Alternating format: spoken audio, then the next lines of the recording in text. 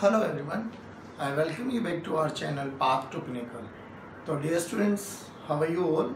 I hope you all are fit and fine and और आप लोग साथ के साथ अपनी तैयारी पे भी एम्फेसाइज कर रहे होंगे, पढ़ाई कर रहे होंगे। तो डियर स्टूडेंट्स, आज हम इलेक्ट्रिसिटी की थर्ड वीडियो लेकर आए हैं। जैसे कि हम लोगों ने पहली दो वीडियोस में डिस्कस किया था regarding drift velocity, relation between drift velocity and current, और फिर हम लोगों ने उसके बेसिस पे और भी रिलेशन निकाले थे।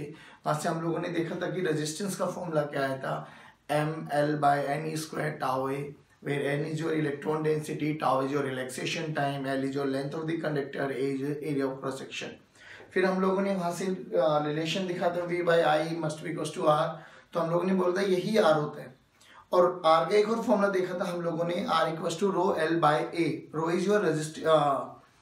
रो इज योर रेजिस्टिविटी बेसिकली। तो resistivity is purely the property of material, conductor. जब तक कंडक्टर चेंज नहीं होगा रेजिस्टिविटी चेंज नहीं होने वाली, जिसका फॉर्मूला हम लोगों ने बोला था m/n² टाउ। फिर हम लोगों ने देखा था कि किसी भी एक पर्टिकुलर कंडक्टर के लिए एक पर्टिकुलर टेम्परेचर पे जो टाउ की वैल्यू होती है वो कांस्टेंट होती है। फिर हम लोगों ने देखा था कि अगर हम लोग एक कंडक्टर को ऐड ऑन करते चले जाएं तो resistance will keep on increasing. उसी कंडक्टर को अगर हम स्ट्रेच कर देते हैं तो रेजिस्टेंस n² टाइम्स इंक्रीज हो जाता है। फिर हम लोगों ने देखा था कि कंडक्टर के केस में और सेमीकंडक्टर के केस में टेम्परेचर इंक्रीज करने से रेजिस्टेंस पे क्या इफेक्ट आया था। तो वहाँ से हम लोगों ने एनालाइज किया था कि टेम्परेचर के इंक्रीज करने से in case of conductor resistance will keep on increasing, यानी T is directly proportional to R, but in case of semiconductor T is inversely proportional to R। जैसे जैसे टेम्परेचर इंक्रीज करेंगे रेजिस्टेंस कम होता चला जाएगा। फिर हम लोगों ने बात की थी electrolytes.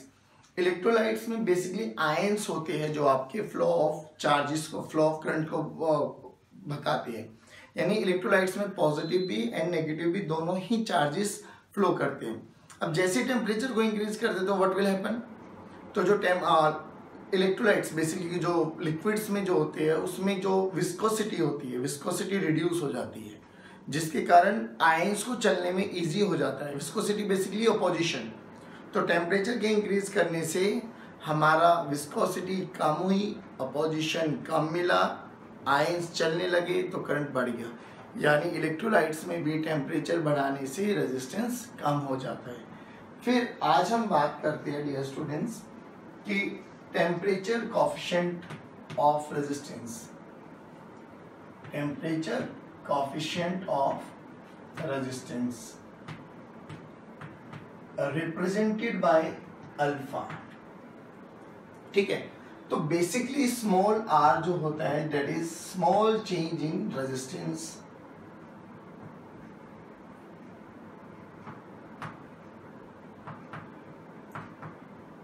is directly proportional to initial resistance। ठीक है, also dr that is small change in resistance is directly proportional to change in temperature।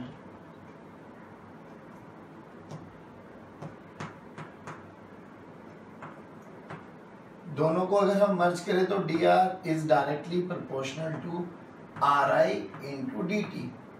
Directly proportional के साइन को हटाएंगे तो हम एक कांस्टेंट से रिप्रेजेंट करते हैं, तो dr is equal to a constant alpha ri dt। Again a very important relation. अब डियर स्टूडेंट्स, अगर हम बात करें अल्फा अगर हमारे पास कांस्टेंट रहा, इफ अल्फा इज कांस्टेंट, तो व्हाट विल हमें क्या करना है, इनको इंटीग्रेट कर देना है कि t इनिशियल पे हमारे पास रेजिस्टेंस R इनिशियल था तो T फाइनल पे कितना हो गया होगा R final. If alpha is constant, if alpha is constant तो हमने क्या देखा, अपन इंटीग्रेट कर देंगे dr this is equals to alpha ri dt, और dt का integration t equals to t initial से T equals to T final, और जब इनिशियल टेम्परेचर है तो रेजिस्टेंस R इनिशियल है और फाइनल पे RF। तो हम लोगों के पास क्या रिलेशन आया,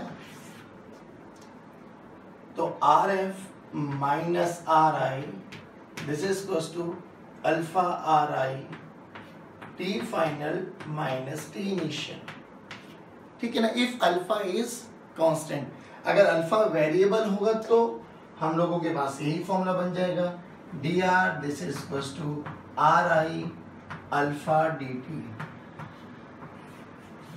if alpha is variable.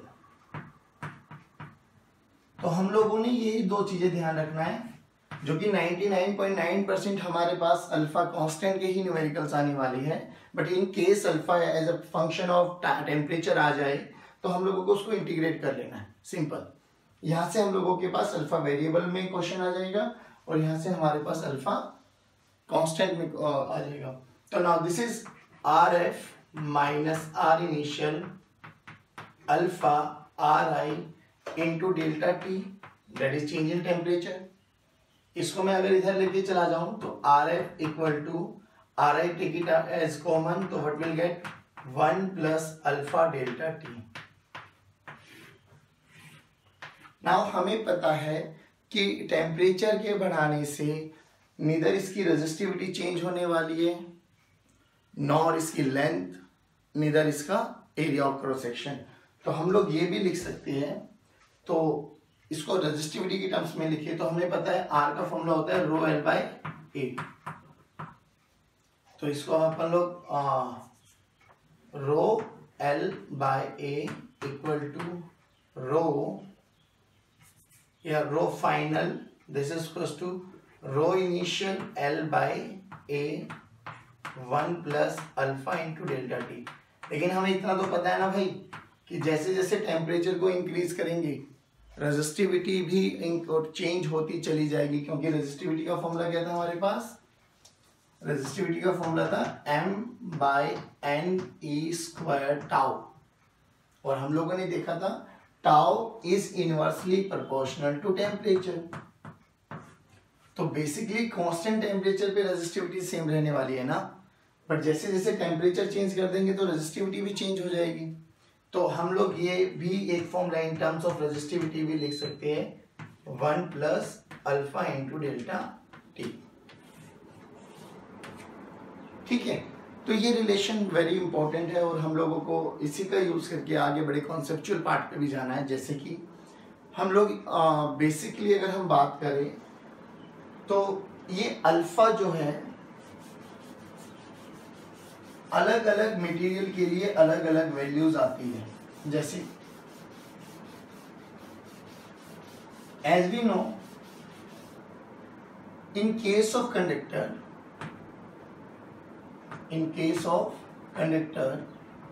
R is directly proportional to T, resistance is directly proportional to temperature, यानी इनिशियल टेम्परेचर पे T इनिशियल पे रेजिस्टेंस था R0, तो T फाइनल पे रेजिस्टेंस कितना हो गया होगा, लेट्स से R डैश मान लेते हैं, और टेम्परेचर बढ़ा है तो रेजिस्टेंस बढ़ेगा, यानी R dash is greater than R0। यानी अगर मैं T फाइनल या यू कैन से इनको R इनिशियल ही रहने दीजिए, R इनिशियल है ना, R final is greater than R initial, तो व्हाट विल रियलाइज्ड कि RF माइनस RI एक पॉजिटिव वैल्यू आएगी, है ना। RF माइनस RI एक पॉजिटिव वैल्यू आई, RI और डेल्टा टी भी चेंज हुआ है, वो भी एक पॉजिटिव वैल्यू आएगा। तो अल्फा की value four conductors alpha is positive. Similarly for semiconductor alpha is negative. क्यों? क्योंकि सेमीकंडक्टर के केस में T इनिशियल टेम्परेचर पे रेजिस्टेंस R इनिशियल था, तो टेम्परेचर कम करने से रेजिस्टेंस कम हो जाता है, बढ़ जाता है, या टेम्परेचर बढ़ाने से रेजिस्टेंस कम हो जाएगा। तो बढ़ाने से ऑन इंक्रीजिंग टेम्परेचर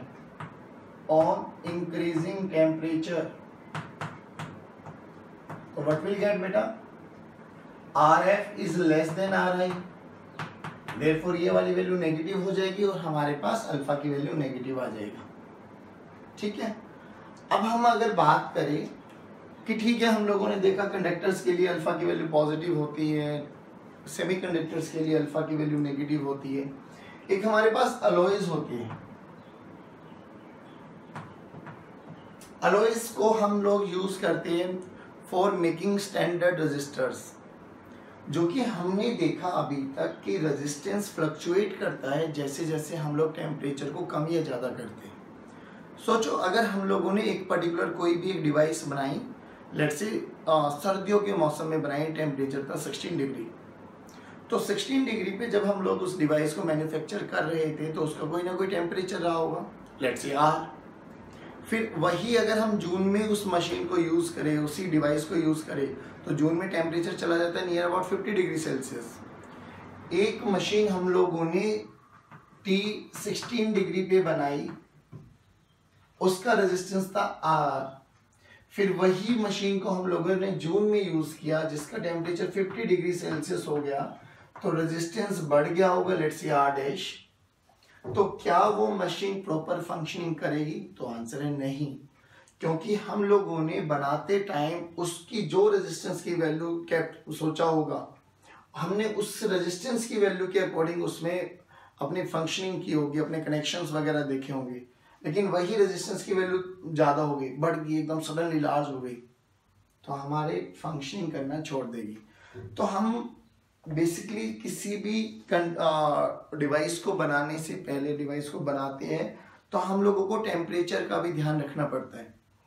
जैसे पहले टाइम में कैलकुलेटर वगैरह यूज़ करते थे हम लोग, तो हम लोग क्या देखते थे, रूम में वो इजीली अच्छी कैलकुलेशन दिखाता है, लेकिन जैसे ही हम रूम से बाहर चले जाते हैं, ज़्यादा गर्मी का सीज़न आ जाता है, तो वो रूम में अच्छी कैलकुलेशन दिखाते हैं, लेकिन गर्मी में बाहर जाने से वो बंद हो जाते हैं। तो बेसिकली यही रीज़न होता है, या तो वो कंडक्टर का यूज़ करके बनाया गया होगा या वो सेमी कंडक्टर का यूज़ करके बनाया गया होगा।